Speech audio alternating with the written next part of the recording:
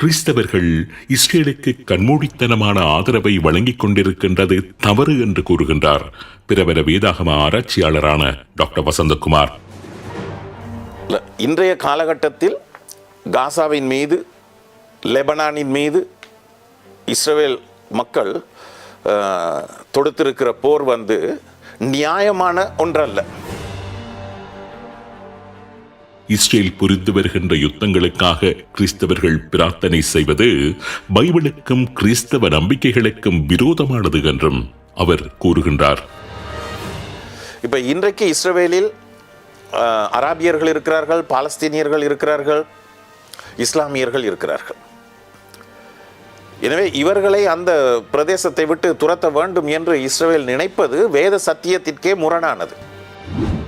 இஸ்ரேலுக்கு மட்டும் ஆதரவு தெரிவித்து ஜெபிப்பது வேத சத்தியத்தின்படி சரியான காரியம் அல்ல.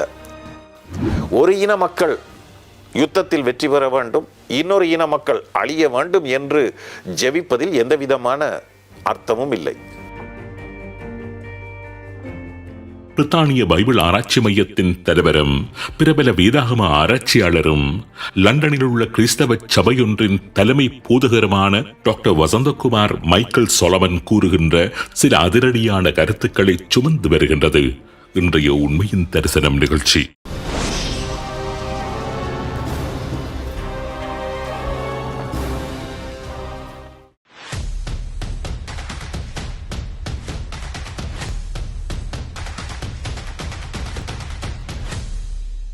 உங்கள் சத்யாவில் ஃபுல் மூன் சேல் காலை 9 மணியிலிருந்து இரவு 12 மணி வரை. மே 1 ஒரு நாள் மட்டும்.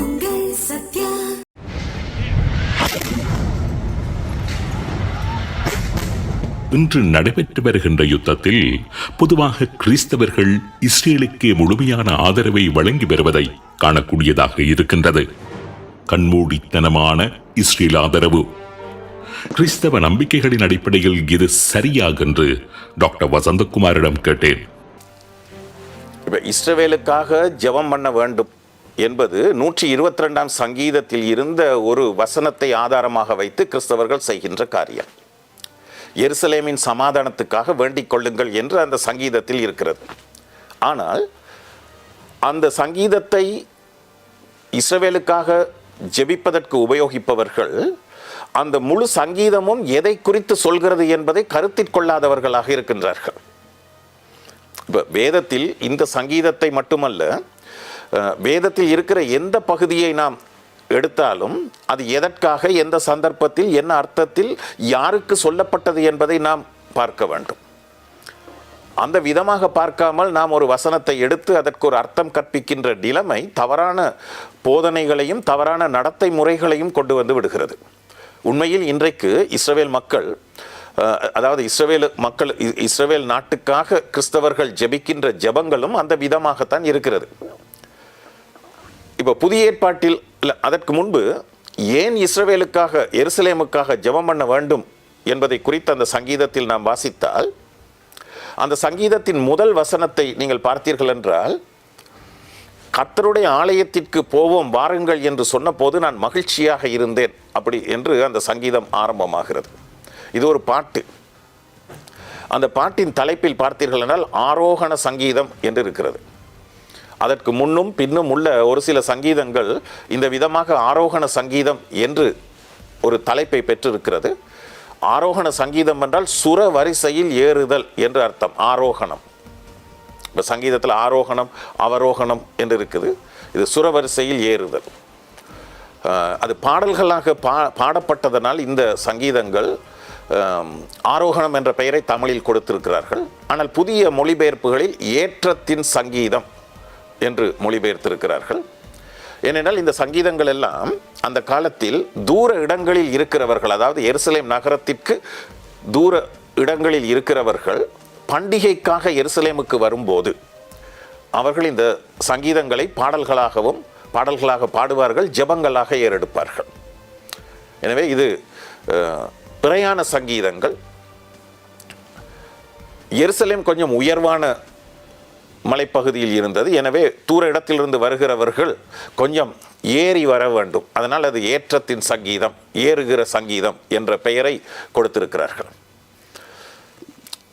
அந்த காலத்தில் எருசலேம் நகரத்தில் மட்டும்தான் யூதர்களினுடைய ஆலயம் இருந்தது. எனவே இந்த வருடாந்த பண்டிகைகள் எல்லாவற்றிற்கும் அவர்கள் போக மாட்டார்கள். ஆக குறைந்தது வருஷத்திற்கு ஒரு தடவை பண்டிகைகளுக்கு யூதர்கள் தூர இடத்திலிருந்து போவார்கள். எனவே இந்த விதமாக போகும்போது இதற்கு முன்னுள்ள சங்கீதத்தை பார்த்தீர்கள் என்றால் தங்களுடைய பிரயாணத்தில் தங்களுக்கு எந்த விதமான ஆபத்துகளும் வரக்கூடாது என்று ஜெபிக்கின்றார்கள்.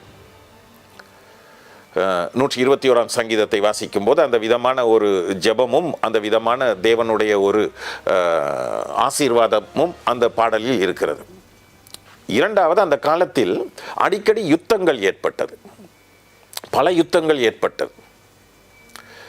எனவே தூர இடத்திலிருந்து போகிறவர்கள் எருசலேம் நகரத்தில் நாங்கள் இருக்கின்ற காலத்தில் எந்த விதமான யுத்தமும் இருக்கக்கூடாது. ஏன்னால் ஏதாவது ஒரு யுத்தம் நடந்தால் அவர்களினால் தங்களுடைய பிரயாணத்தை சமாதானமாக மேற்கொண்டு பண்டிகைகளை கொண்டாடி பலிகளை செலுத்தி கிட்டத்தட்ட அவர்கள் ஒரு மாதத்திற்கும் மேலாக அங்கு இருப்பார்கள். குறிப்பாக பஸ்கா பண்டிகைக்கு வருகிறவர்கள் 50 நாட்களுக்கு பிறகு வருகிற பெந்தேகோஸ்தே பண்டிகை வரைக்கும் அங்கு எருசலேமில் தான் இருப்பார்கள். எனவே இந்த விதமான காலத்தில் எருசலேமில் சமாதானம் நிலவினால்தான் அவர்களினால் சந்தோஷமாக காரியங்களை செய்யக்கூடியதாக இருக்கும். அதனால் இந்த பிரயாணத்தில் பங்கெடுத்து செல்பவர்கள் எருசலேமின் சமாதானத்திற்காக வேண்டிக் கொள்ளுங்கள் என்று ஜெபிக்கிறவர்களாக, மற்றவர்களை ஜெபிக்கும்படி சொல்கிறவர்களாக இருந்தார்கள். எனவே இந்த சங்கீதம் அந்த விதமான ஒரு சூழலில் இந்த பிரயாண காலத்தில் பண்டிகை கொண்டாடுகிற நேரத்தில் தங்களுக்கு எந்த ஆபத்துகளும் வந்துவிடக்கூடாது, எந்த யுத்தமும் ஏற்பட்டு தங்களுக்கு அசௌகரியங்கள் ஏற்படக்கூடாது என்பதற்காக ஜெபிக்கும்படி கேட்டார்கள். எனவே ஆலயம் அங்கிருந்தது, அதனால் ஜெபிக்கும்படி சொல்லியது நியாயமான காரியம். இப்போ புதிய ஏற்பாட்டு காலத்திற்கு வரும்போது நாம் எருசலேம் நகரத்திற்கு போய் பண்டிகைகளை கொண்டாடுவதில்லை, எருசலேம் நகரத்தில் உள்ள ஆலயத்தில் போய் பலிகள் செலுத்துவதில்லை. இயேசுவினுடைய சிலுவை மரணத்திற்கு பிறகு இந்த விதமான காரியங்கள் நடைமுறையில் இல்லை. பழைய ஏற்பாட்டு காலத்தில் இஸ்ரவேல் ராஜ்யத்தை குறித்து மட்டும்தான் நாம் வாசிக்கின்றோம். ஆனால் புதிய ஏற்பாட்டுக்கு வரும்போது கிறிஸ்தவம் யூதர்கள் மத்தியில் அது உருவாகினாலும் யூத இனத்தையும் கடந்து எல்லா இன மக்களையும் அது சென்றடைந்தது.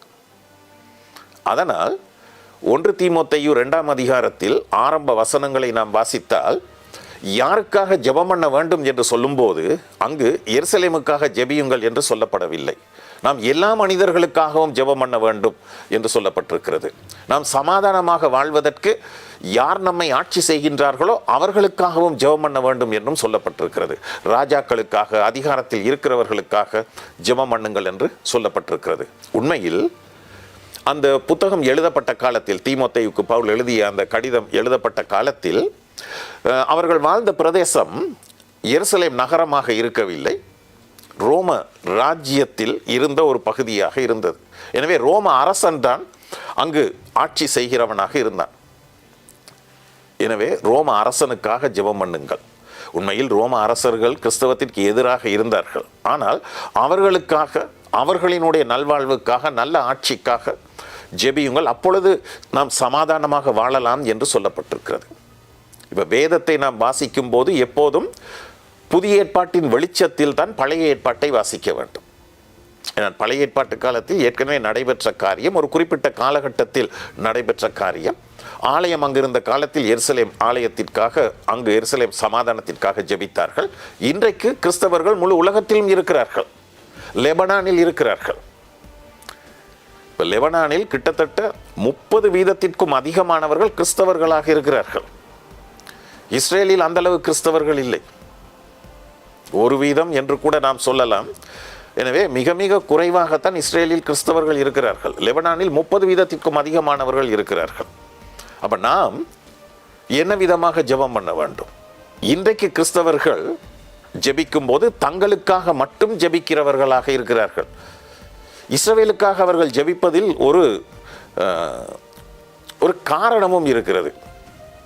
அங்கு அதே சங்கீதத்தில் நாம் பார்க்கிறோம், இஸ்ரவேலை ஆதரிப்பவர்கள், இஸ்ரவேலுக்காக ஜெபம் பண்ணுகிறவர்கள் நலமாக இருப்பார்கள் என்றும் சொல்லப்பட்டிருக்கிறது. இதனால் தாங்கள் நலமாக இருக்க வேண்டும் என்பதற்காக இஸ்ரவேலுக்காக ஜெபிக்கின்ற ஒரு பழக்கம் கிறிஸ்தவத்தில் இருக்கிறது. இது ரொம்ப சுயநலமான ஒரு ஜெபம். ஒரு யுத்தம் நடைபெறுகிறது. எனவே யுத்தம் நடக்கும்போது நாம் ஒரு பக்கத்திற்கு சார்பாக இருக்க முடியாது.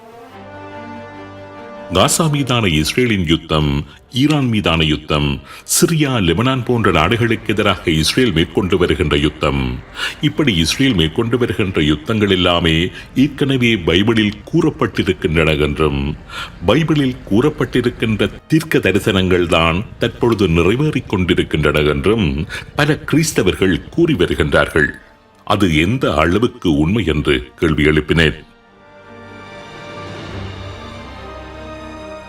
பழைய ஏற்பாட்டு காலத்தில் தேவன் அந்த பழைய உடன்படிக்கையின்படி, அந்த உடன்படிக்கையின் நிபந்தனைகளாக கொடுக்கப்பட்ட நியாயப்பிரமாண கட்டளைகளின்படி அந்த மக்களோடு செயல்பட்டு வந்தார்.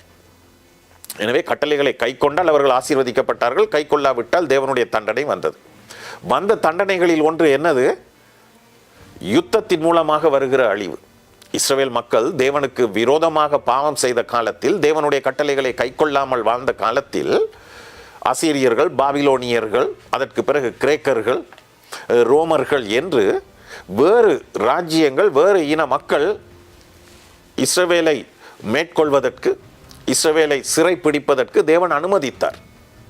அந்த விதமான அனுமதிகள் தேவன் இஸ்ரவேல் மக்களுக்கு கொடுத்த தண்டனைகளாக இருந்தது. அப்போ அந்த பழைய ஏற்பாட்டு காலத்தில், அந்த நியாயப்பிரமாணம் நடைமுறையில் இருந்த காலத்தில் தேவன் யுத்தங்களை தம்முடைய தண்டனை நிறைவேற்றப்படுகிற ஒரு கருவியாக உபயோகித்தார். அதை குறித்து பழைய ஏற்பாட்டில் உள்ள நிறைய தீர்க்க தரிசன புத்தகங்களில் நிறைய காரியங்களை நாம் வாசிக்கலாம். எனவே இஸ்ரவேல் மக்கள் வேறு இன மக்களினால் யுத்தத்தில் தண்டிக்கப்பட்டார்கள். வேறு இன மக்கள் அத்துமீறி போகின்ற காலங்களில் இஸ்ரவேல் மக்கள் மூலமாக அந்த மக்களும் தண்டிக்கப்பட்டார்கள். இந்த விதமான காரியங்கள் நடைபெற்றது. அப்போ குறிப்பாக காசாவை குறித்து, அஸ்கலோனை குறித்து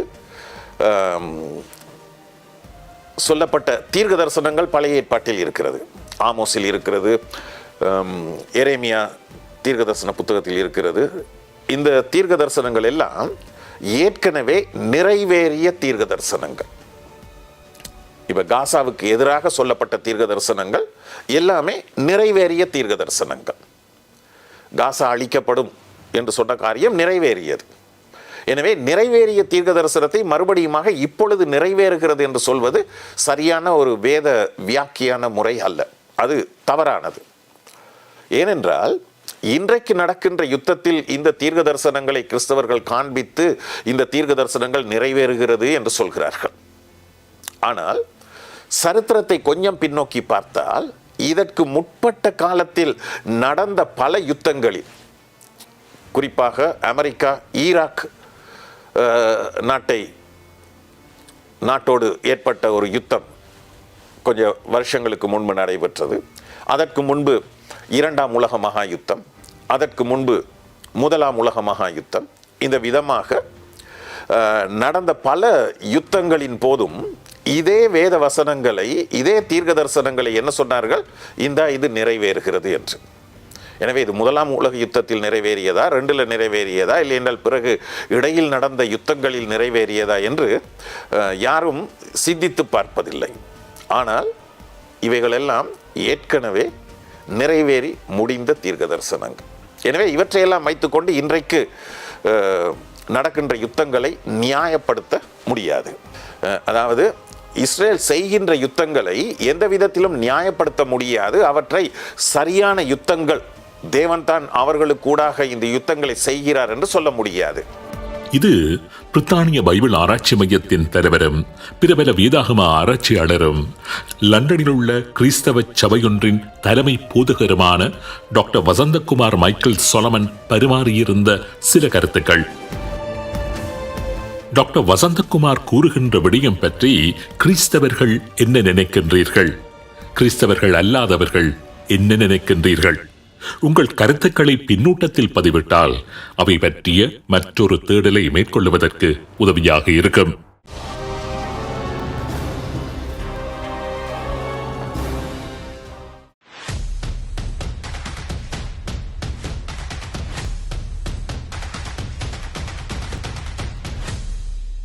உங்கள் சத்யாவில் ஃபுல் மூன் சேல் காலை 9 மணியிலிருந்து இரவு 12 மணி வரை மே 1 ஒரு நாள் மட்டும். உங்கள் சத்யா.